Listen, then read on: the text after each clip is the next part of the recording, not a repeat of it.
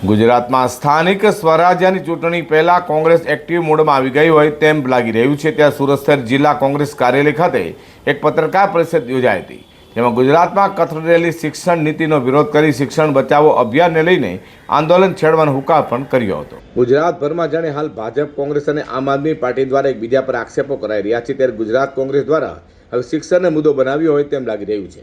સુરતમાં કોંગ્રેસના પ્રદેશ પ્રવક્તા નરેન્દ્ર રાવતની ઉપસ્થિતિમાં ગુજરાતમાં હાલમાં ભાજપ સરકારના રાજમાં શિક્ષણનું વ્યાપારીકરણ થઈ રહ્યું અને આક્ષેપ કરાયા હતા। શિક્ષણ ક્ષેત્રે સમગ્ર દેશમાં ગુજરાત છે 18મા નંબરે પહોંચ્યું હોય, શિક્ષણના ખાનગીકરણ લઈને આમ જનતા ત્રહેમામ પોકારી ઉઠ્યું અને આક્ષેપો કરી આગામી દિવસોમાં શિક્ષણ બચાવો અભિયાન સાથે કોંગ્રેસ આંદોલન છેડશે તેવો હુંકાર કર્યો હતો। ગુજરાત પ્રદેશ કોંગ્રેસ સમિતિ દ્વારા સમગ્ર ગુજરાતમાં શિક્ષણની જે પરિસ્થિતિ છે એ ખૂબ ગંભીર છે। ભ્રષ્ટાચાર હોય, શિક્ષણની ગુણવત્તા હોય, જે પ્રકારે એપોઇન્ટમેન્ટ હોય કે સેલ્ફ ફાઇનાન્સ કોલેજો દ્વારા જે પ્રકારે લૂંટ થતી હોય, આ સિવાય તમામ પ્રશ્નો બાબતે ચિંતા વ્યક્ત કરી સમગ્ર ગુજરાતના તમામ શહેરોમાં આંદોલન કરવાના ભાગરૂપે શિક્ષણ બચાવો અભિયાન શરૂ કરવાનો નિર્ણય લીધો છે। એના ભાગરૂપે દક્ષિણ ગુજરાતમાં આજે અમે પ્રેસ કોન્ફરન્સ દ્વારા અમારા આગેવાનો સાથે ચર્ચા કરી શિક્ષણ બચાવો અભિયાનની શરૂઆત કરીએ છીએ।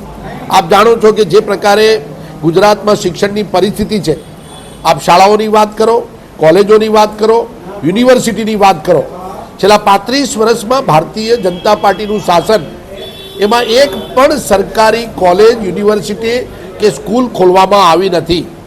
ટોલટેક્સ જેવી સેલ્ફ ફાઇનાન્સ જેનું બર્ડન સામાન્ય નાગરિક અને નાગરિકો પર પડે, એટલે કે સેલ્ફ ફાઇનાન્સ કોલેજો જ ખોલવામાં આવી છે, જે ખરેખર ખૂબ ગંભીર બાબત છે। એ સિવાય સરકાર મોટી મોટી વાતો કરતી હોય કે વાંચશે ગુજરાત, રમશે ગુજરાત અને શિક્ષણની ગુણવત્તાની વાત કરતા હોય તો આપ આંકડા જોશો તો ખૂબ ચોંકાવનારા છે। કેન્દ્ર સરકારના નીતિ આયોગમાં જાઓ કે તમામ રિપોર્ટની અંદર જે પ્રકારે શિક્ષણની પરિસ્થિતિ ખૂબ ગંભીર છે। ગુજરાત કોઈ પણ સુરત શહેર જિલ્લા કોંગ્રેસ કાર્યાલય ખાતે યોજાયેલા પત્રકાર પરિષદમાં કોંગ્રેસી અગ્રણીઓએ ભાજપ પર શિક્ષણના વ્યાપારીકરણને લઈને આકરા પ્રહારો કર્યા હતા।